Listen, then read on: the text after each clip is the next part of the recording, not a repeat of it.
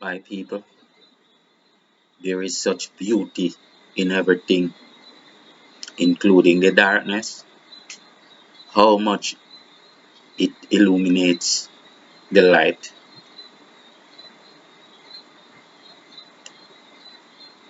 Older scrolls contradict the Bible, people, and what they teach are things that make me know Jesus personally. He is same as us. He is the same as us. Because everything I say is everything he said. Full stop. This includes the understanding of past lives, DNA programming, reincarnation, being against blood sacrifices, symbolic or otherwise. You name it. Or name one thing I ever said that Jesus' words would not collaborate. I was shocked in the years I took to seek these lessons out in books that precede the Bible. For even in high school, I noticed that the words of the Bible changed periodically and after each edition. Truths were gradually and seemingly with obvious zeal changed. This is why I live to find out the things that I said exactly. The things I said are the things I say, and no one had to teach me. This means that these understandings are intrinsic. As I say, and as Jesus said, they are natal in the heart of man. He said to not depend on finding God and God's truth in a book where the hands of man might corrupt it. He said that if you split a piece of wood, God is in it. He said that you should find God in you, for if you look to the sky, the birds will precede you. Are these not the things that I have been saying before I knew that these records of Jesus existed? Jesus is one of us. I have now proven this. Those that hate me would hate him, and those that condemn him condemn me. I have goose pimples when you call for Jesus' blood, 'cause I know you would call for my blood too, and think it is a good thing. Jesus, from now on, must be seen as my brother, because we are the same. As a child, I used to think that heaven will not come by waiting for it, for the very words were in the Bible that heaven is at hand. When the preacher says that you should have your tithes and offerings at hand, does it mean that it must not come and be there with you? And now, I read the scripts from scrolls older than the Bible, where Jesus said, heaven will not come by waiting for it. Heaven is in you. It is you who will cooperate, do the right, and bring heaven to the realization of man.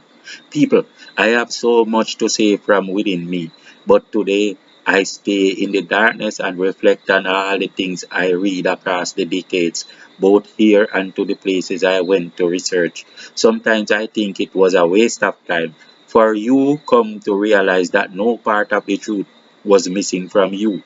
All you do is ratify them.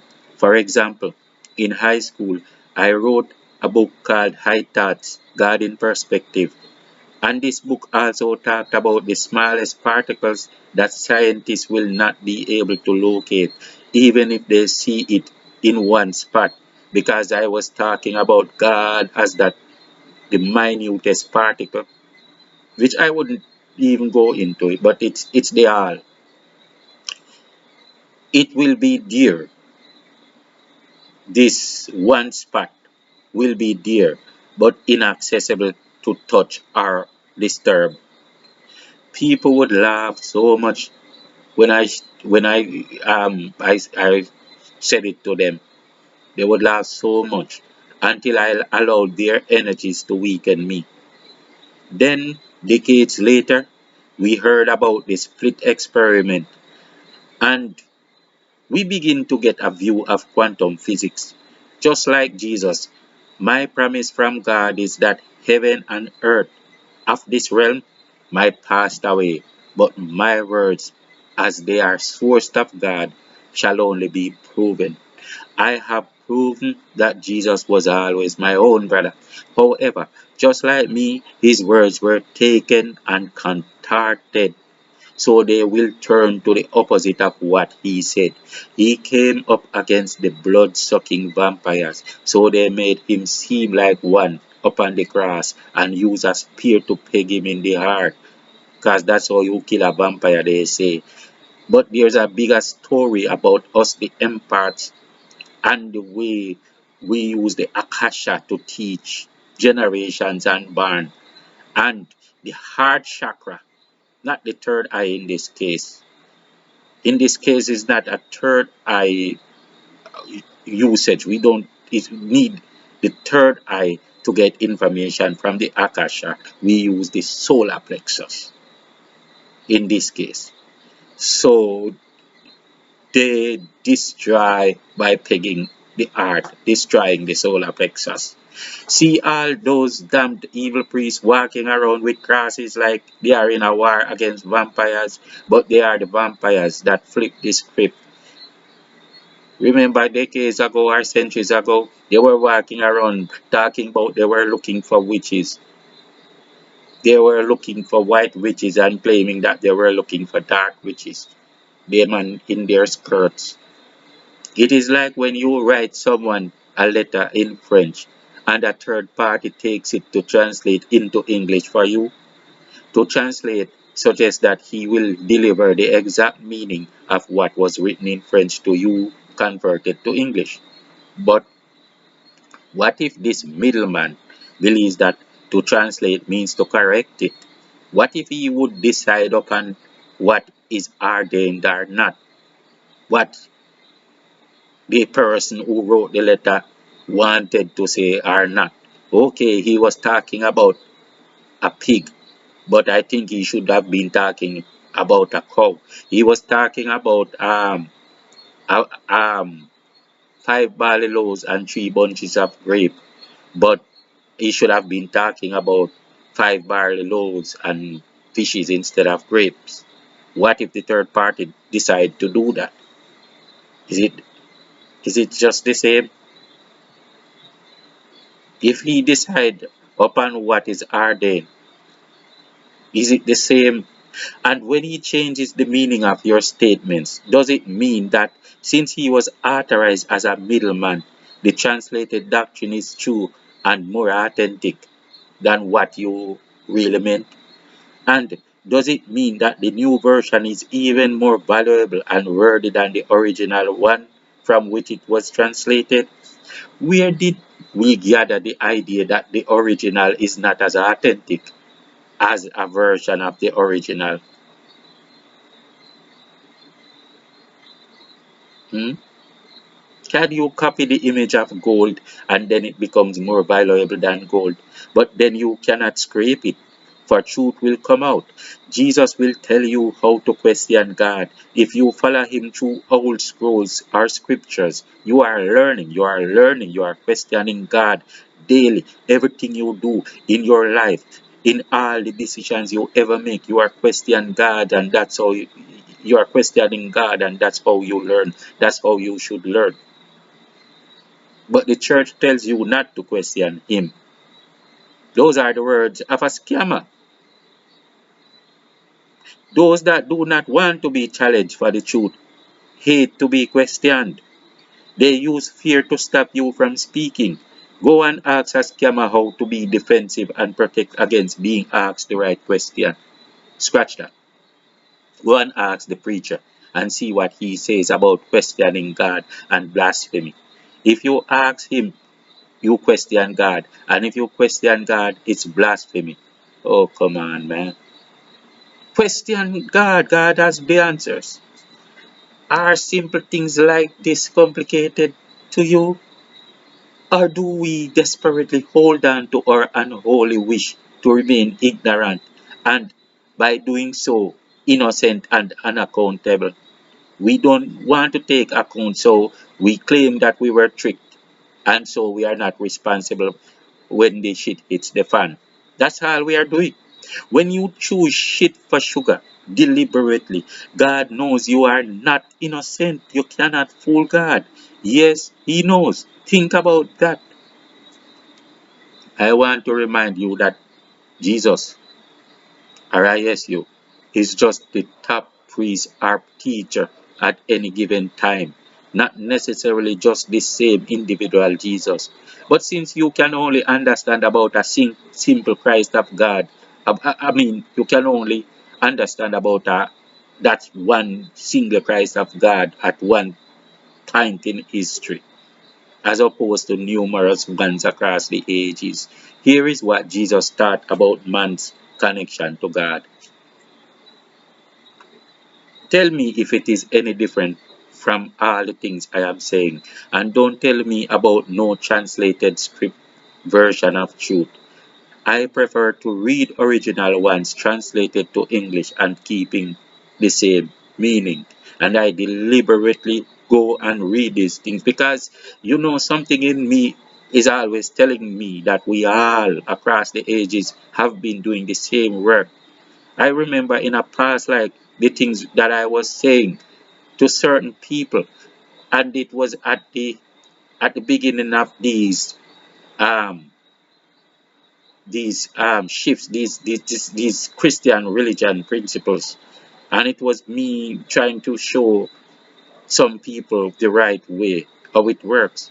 And by that memory, I decided no, if there was a way to check the root of this stuff when they talk about Jesus and the disciples and people like that, and and Tutu, whom they say is taught, and Buddha, the Ashanti man that you call Buddha. When I think about them, I say, oh, we are all doing the same thing, and Jesus can't be anything different. And that's why I look for all this information, and it's us. It's one of us. Jesus was talking about God, which most Christians cannot comprehend up till today. Doubters said, you tell us about God, but we cannot see this God. Can you tell us where to find Him or show Him to us so we can prove that what you say is true? Jesus said, and it would be like me saying, right? Like Elsu saying, because it would be almost the exact thing that I would say, or maybe in a different way, but it's the same meaning. One day, the fishes in a river were debating that everyone was talking about water, but they had never seen this water before, and no one ever actually showed or proved it to them. So they wondered where was this water. One older one said that there was a very wise fish in the sea who seemed to know everything.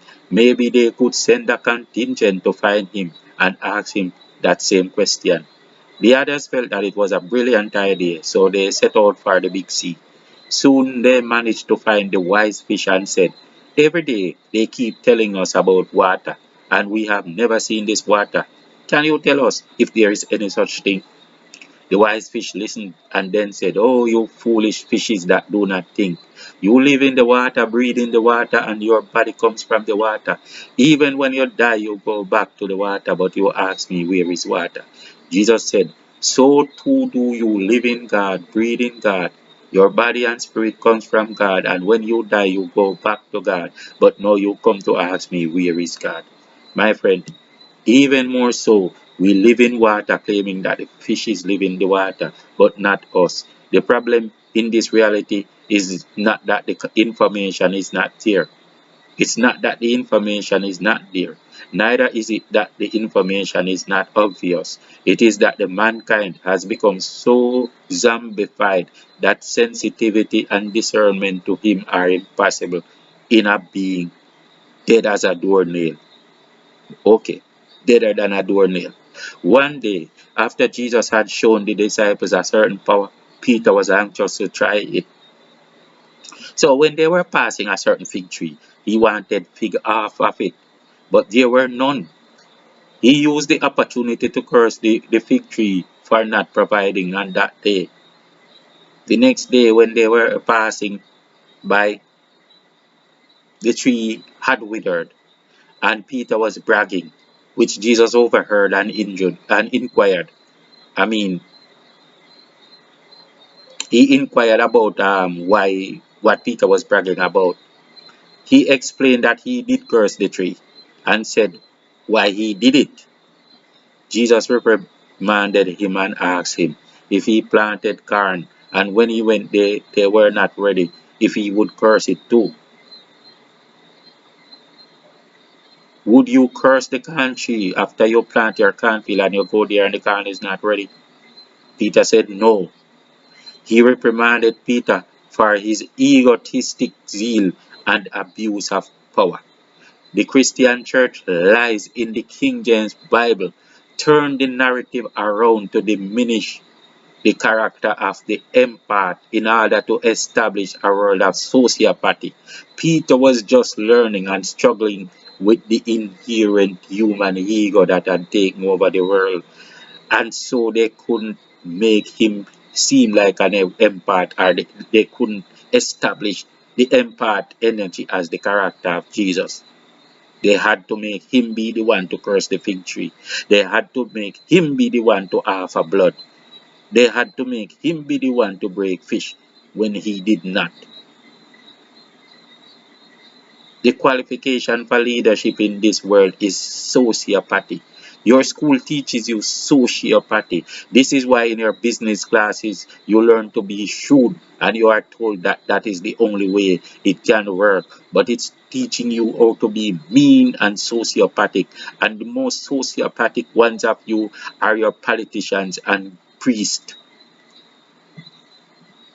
Most of Jesus' encounters was with people sacrificing and doing harm to animals. If these were allowed in the Bible, it would take up more space than Matthew, Mark, Luke, and John.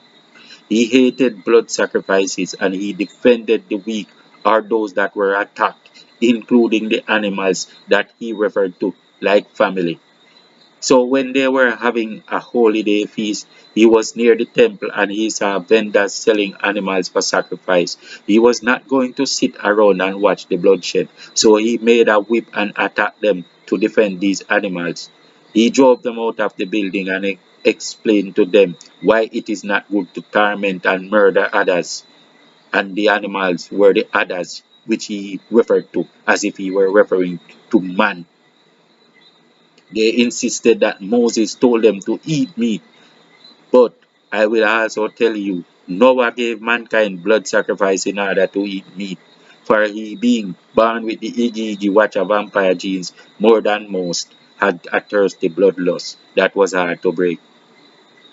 Those children, think about Esau and Jacob, the one that was born with the more Igigi bloodline, which is Esau. He would have a bloodlust.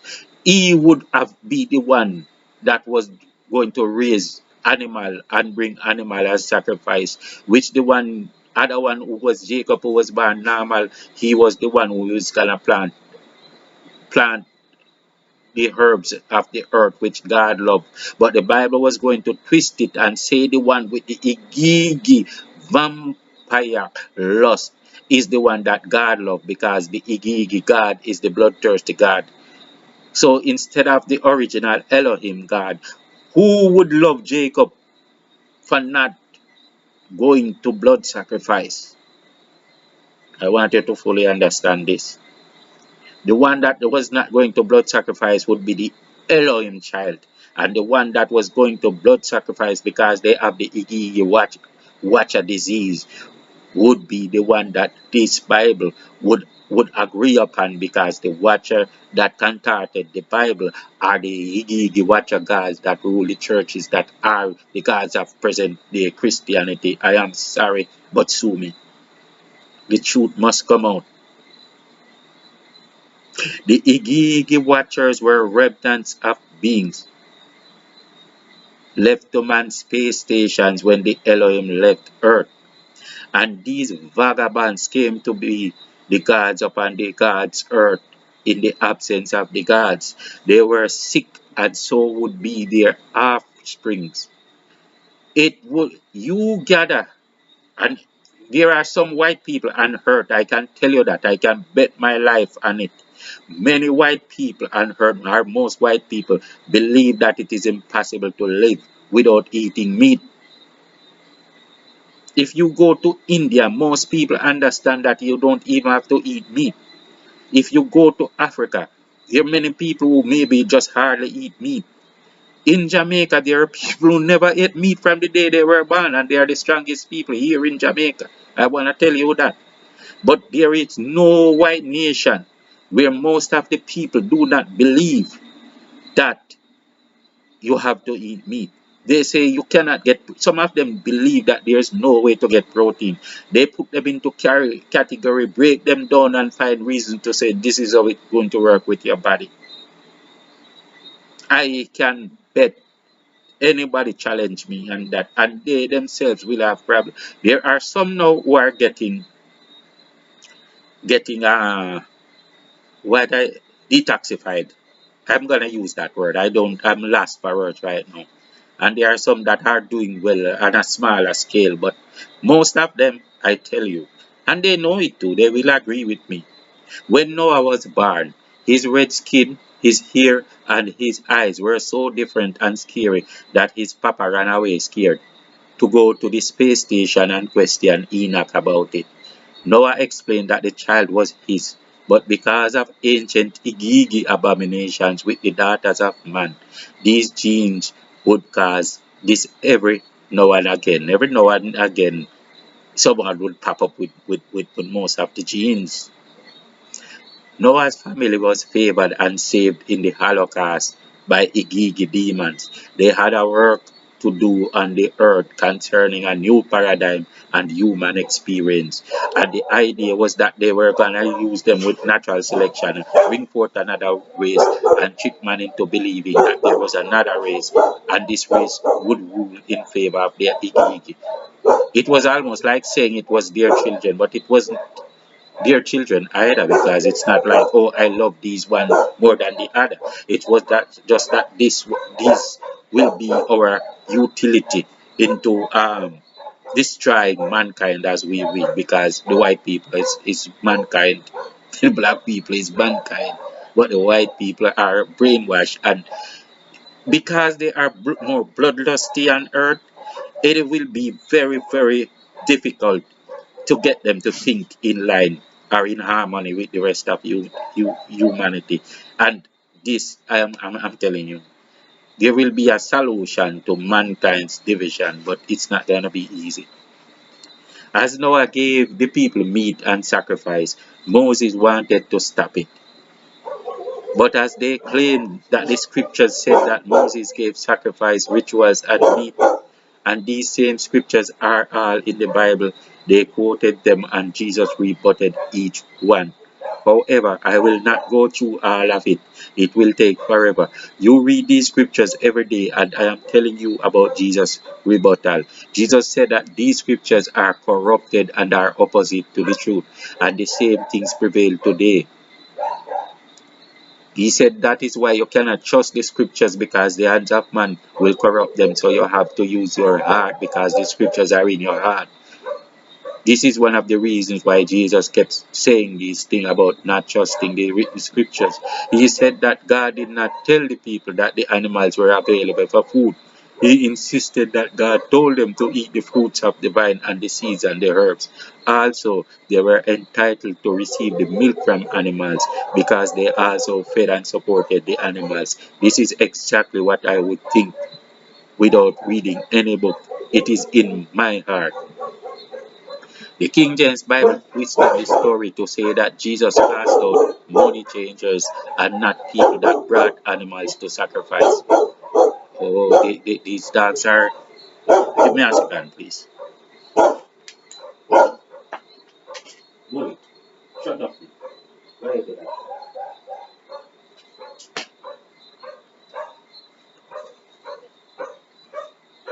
The King James Bible twisted the story to say that Jesus cast out the money changers and not people that brought animals to sacrifice. In fact, the original King James Bible deliberately replaced the word food with meat to make it seem to the reader that nothing else is good to eat but meat.